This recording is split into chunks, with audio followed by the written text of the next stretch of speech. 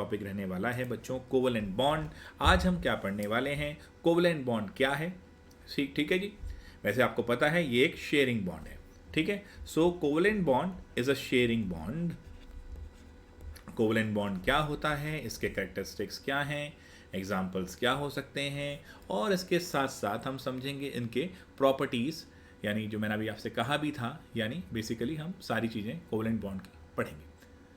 सो आइए शुरू करते हैं। Sharing bond, covalent bond. This bond was first, आपने जो बताया था सबसे पहले डिस्कस किया था वो लुइस साहब ने किया था, और बाद में लैंगमेयर साहब ने इसकी डिटेलिंग आगे करी थी। सो ये हमेशा से ध्यान रखना, ये जो बॉन्ड फॉर्म होता है, this bond was formed by mutual sharing of electrons. बच्चों एक्चुअली क्या चाहिए होता है, हर एटम को, ऐसा मानना था इस थ्योरी को देने वाले लुइस और लैंगमेयर का, कि हर एटम अपनी नियरेस्ट नोबल गैस कन्फिगरेशन को अटेन करना चाहता है। सो उसके लिए वो म्यूचुअल शेयरिंग करते हैं to attain the nearest noble gas configuration. So mutual sharing होती है और वो नोबल गैस कन्फिगरेशन अटेन करते हैं। म्यूचुअल शेयरिंग तभी कर पाते हैं, ये ध्यान से सुनना, क्योंकि ये गिव एंड टेक नहीं कर रहे। बड़ी सीधी सी बात है, अब सोचने वाला है इसमें कि गिव एंड टेक क्यों नहीं कर रहे, यानी इसका मतलब इलेक्ट्रोनेगेटिविटी डिफरेंस बहुत ज़्यादा नहीं है ना। एग्जाम्पल के लिए अगर हम देखें बच्चों इसमें, तो हमारे पास क्या क्या आता है भाई। लेट्स से आपने देखा नाइट्रोजन बाबू है। अब नाइट्रोजन बाबू को अगर देखना है तो सबसे पहले सोचो नाइट्रोजन बाबू के आउटर मोस्ट शेल में कितने इलेक्ट्रॉन हैं। नाइट्रोजन का एटॉमिक नंबर 7 है, तो 2 और 5। अब अगर इसको देखते हैं तो यहाँ पर हम देखेंगे आउटर मोस्ट शेल में हमारे पास 5 इलेक्ट्रॉन है। इसी को हम कहते हैं valence shell electron. The number of electron in the outer most shell will be known as valence shell electron.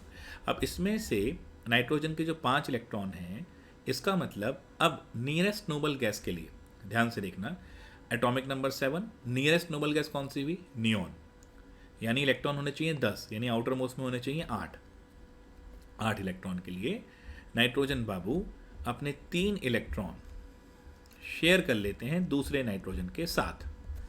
तो अब बड़ी सीधी सी बात है, नाइट्रोजन बाबू ने ये इलेक्ट्रॉन शेयर कर लिए हैं, यानी कि आप देखें 1 इलेक्ट्रॉन पेयर शेयर हो गया, 2 इलेक्ट्रॉन पेयर शेयर हो गए, 3 इलेक्ट्रॉन पेयर शेयर हो गए।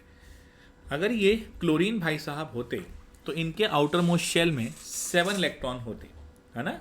और क्लोरीन का एटॉमिक नंबर कितना है मेरे बच्चों, 7 नहीं 17। यस, 7 जो है वो वैलेंस शेल इलेक्ट्रॉन्स हैं। ये हमेशा ध्यान रखना, एक जनरल हमारी मिस्टेक हो जाती है इसमें।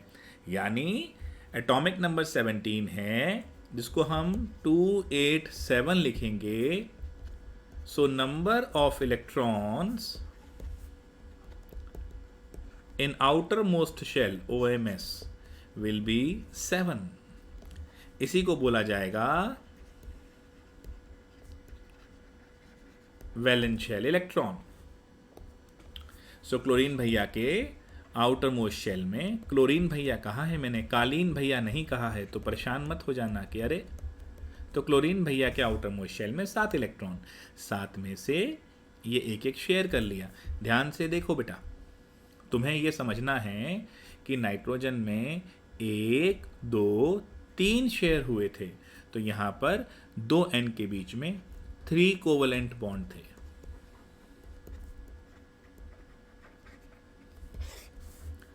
जबकि क्लोरीन में एक सिंगल कोवलेंट बॉन्ड है। समझने की बात है, एक कोवलेंट बॉन्ड के अंदर 2 इलेक्ट्रॉन्स होते हैं, एक इधर से और एक इधर से, ठीक है। अब समझ लेना कंडीशन,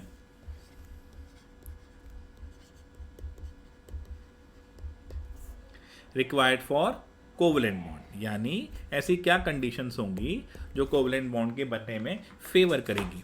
देखो बेटा, हमेशा ध्यान रखना, जैसा मैंने कहा म्यूचुअल शेयरिंग होनी है, नोबल गैस कॉन्फ़िगरेशन तक पहुंचने ही वाले होंगे, म्यूचुअल शेयरिंग होनी है, इनके बीच में इलेक्ट्रोनेगेटिविटी डिफरेंस बहुत ज़्यादा नहीं होता।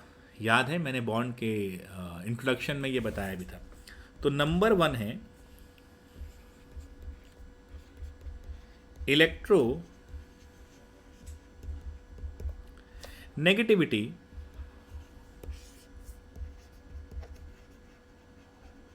डिफरेंस इज लेस, यानी दो एटम के बीच में इलेक्ट्रोनेगेटिविटी का डिफरेंस कम है। इसीलिए अगर ज़्यादा होता तो गिव एंड टेक कर लेते ना भाई, एक इलेक्ट्रो पॉजिटिव हो जाता, एक इलेक्ट्रो नेगेटिव हो जाता, यहाँ पर कम है। ठीक है, तो इसीलिए ये शेयरिंग करेंगे। दूसरा, जो भी एटम आसपास आएंगे जब बॉन्ड बनाएंगे तो हमेशा ध्यान रखना, जब भी बॉन्ड फॉर्म होता है तो एनर्जी कम होती है। तो ऐसा कोवलेंट बॉन्ड आयनिक में भी एक चीज़ रहेगी, यहाँ पर भी। तो हमेशा एक चीज़ ये ध्यान रखना, bond formation is associated with decrease in energy, यानी exothermic in nature.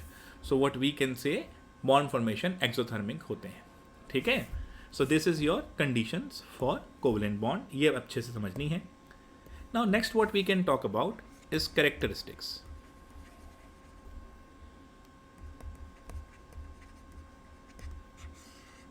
So when we talk about the characteristics, तो एक चीज ध्यान से रखो, कैरेक्टरिस्टिक माने एक तरह से फीचर हो गए, कैरेक्टर्स हो गए।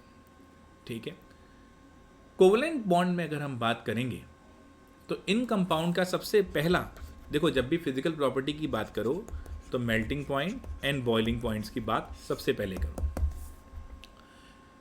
अब इनके साथ, जैसे आयनिक के अंदर हमने पढ़ा था कि मेल्टिंग एंड बॉइलिंग पॉइंट बहुत हाई होते हैं क्योंकि उनमें strong electrostatic force of attraction होता है। इनके अंदर low melting point and boiling points होते हैं बिकॉज इनके पास उस तरह से strong electrostatic force of attraction नहीं है। एक चीज ध्यान रखना बच्चों, कुछ कंपाउंड हैं जैसे कि डायमंड, ओए होए हीरा है सदा के लिए, ठीक है, और आप कह सकते हैं सिलिका। सिलिका बहुत इंपॉर्टेंट है, इसके बारे में समझिएगा, मैं भी समझाऊंगा। इनके पास क्या होते हैं, ये हैं तो कोवलेंटली बॉन्डेड सिस्टम, बट इनके 3 डायमेंशनल स्ट्रक्चर बन जाते हैं। ठीक है, क्या बन जाते हैं? 3 dimensional large structure, network solids इन्हें कहा जाता है। तो इन्हें आप कह दोगे नेटवर्क सॉलिड। भाई एक बात बताओ, मान लिया आप अकेले कमजोर हैं, आपको कोई लड़ाई झगड़ा आपका हो जाता है, आप कहते हैं फ़ोन करके अभी बंदे बुलाता हूँ, तो आपका नेटवर्क स्ट्रांग है तो आप भी स्ट्रांग हैं। ऐसे ही जब ये एक लॉन्ग 3 डायमेंशनल नेटवर्क स्ट्रक्चर बना लेंगे तब इनके मेल्टिंग बॉइलिंग पॉइंट बढ़ जाएंगे, तो इनके एक्सेप्शनली हाई हम कह सकते हैं। देखो अब इसका ये मतलब नहीं है कि मैं एक्सेप्शन की बात कर रहा हूँ, नहीं, एक्सेप्शनली हाई क्यों हो रहे हैं? जस्ट बिकॉज कि इनके नेटवर्क स्ट्रक्चर है, ये ध्यान से रखना बात। ठीक है, अगली चीज़ जो आपको समझनी होती है फिजिकल प्रॉपर्टीज़ में, वो हमेशा होती है कंडक्टिविटी। याद है आयनिक बॉन्ड के अंदर भी, आयनिक कंपाउंड के अंदर भी हम कंडक्टिविटी देख रहे थे। वहाँ पर आयनिक कंपाउंड जो थे वो सॉल्यूशन में कंडक्ट करते थे। अच्छा, ये तो है ही भैया बैड कंडक्टर, क्योंकि इनके पास तो फ्री आयंस होते ही नहीं बच्चों। लेकिन एक चीज़ ध्यान रखना, कोई भी बॉन्ड कंप्लीटली आयनिक नहीं होता, कोई भी बॉन्ड कंप्लीटली कोवलेंट नहीं होता।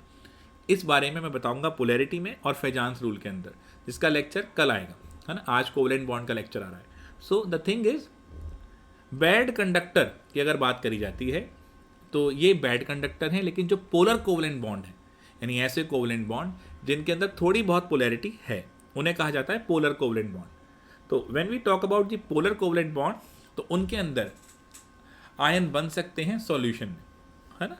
अब ये वर्ड फिलहाल लिख लो, इसको समझाऊंगा अभी डायपोल मूवमेंट के अंदर।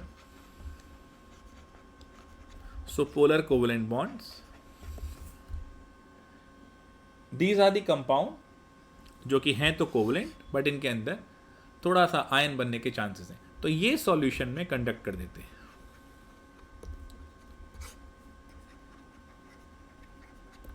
एग्जाम्पल है HCl, ये ध्यान रखना। क्लियर है बच्चों? ये जनरली एक पॉइंट समझना है। अच्छा, एक और इंपॉर्टेंट है फिजिकल प्रॉपर्टी में, सॉल्यूबिलिटी। आपको याद होगा ionic compounds are soluble in water, क्योंकि लाइक डिजॉल्व लाइक होता है। मैंने पहले भी समझाया था, हम अपने जैसे लोगों में ही मिक्सअप होते हैं, क्योंकि आयनिक कंपाउंड में पोलैरिटी होती है, यानी अपोजिट चार्जेस Na+Cl-, पानी में भी है H+OH-, तो ये आपस में मस्ती से डिसॉल्व हो जाते हैं, परंतु कोवेलेंट कंपाउंड नहीं होते। सो इसको क्या लिख देंगे, ये लिख देते हैं, these compounds generally insoluble in polar solvent like water